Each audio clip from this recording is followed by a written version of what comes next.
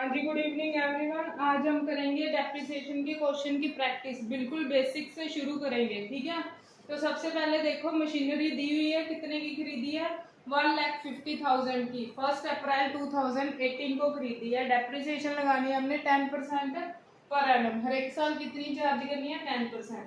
Accounts कब close हो रहे हैं? 31 मार्च को। तो सबसे पहले ये फॉर्मेट होता है इसका, जो भी एसेट खरीदा होता है उसको ही ऊपर लिखते हैं, उसका नाम लेके ये वाला अकाउंट हम बना रहे हैं, ठीक है।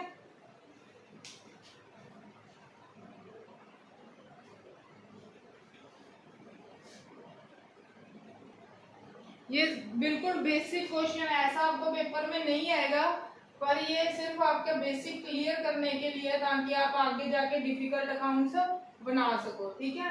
तो मशीनरी कब खरीदी है? 1 अप्रैल को खरीदी है। यहाँ पे लिखेंगे डेट 2018 को। टू बैंक अकाउंट कितने की खरीदी है? 1,50,000 की। कितने की खरीदी है? 1,50,000 की। तो मैंने आपको बताया कि कोई भी एक मशीनरी है, साल के बाद डेप्रिसिएशन लगती है। तो ये साल कब खत्म होगा?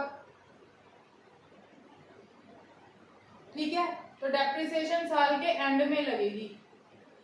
पूरा लिख लेना, बाय डेप्रिसिएशन कितने पे लगेगी? 1,50,000 पे। कितने परसेंट दी हुई है? 10,000। 10%, तो कितनी आ गई? 15,000 आ गई डेप्रिसिएशन।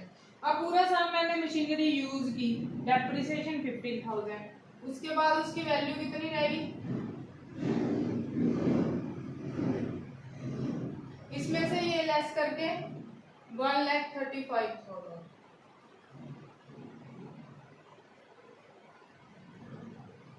जब एक साल क्लोज होता है तो हम डबल लाइन लगाते हैं, ठीक है। अब अगले साल आगे 2018 में मैंने मशीनरी खरीदी थी जिसकी वैल्यू थी 1,50,000, ठीक है। अब पूरा साल यूज की तो कम भी तो होगी, मुझे पता चल गया 15,000 मेरी वैल्यू कम होगी।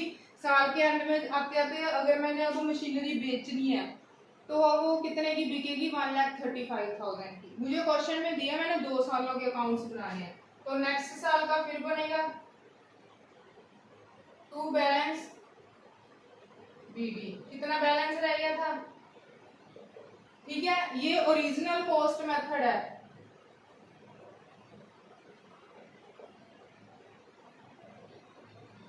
इसका मतलब होता है कि पहले साल में जितनी डेप्रिसिएशन लगी, आने वाले सालों में उतनी ही लगेगी। तो पहले साल कितनी लगी थी? 15,000। तो इस साल भी कितनी लगेगी?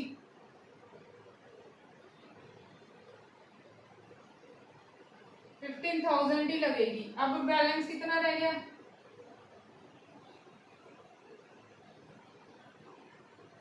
इसमें से ये लेस करोगे, ये आएगा 1,20,000।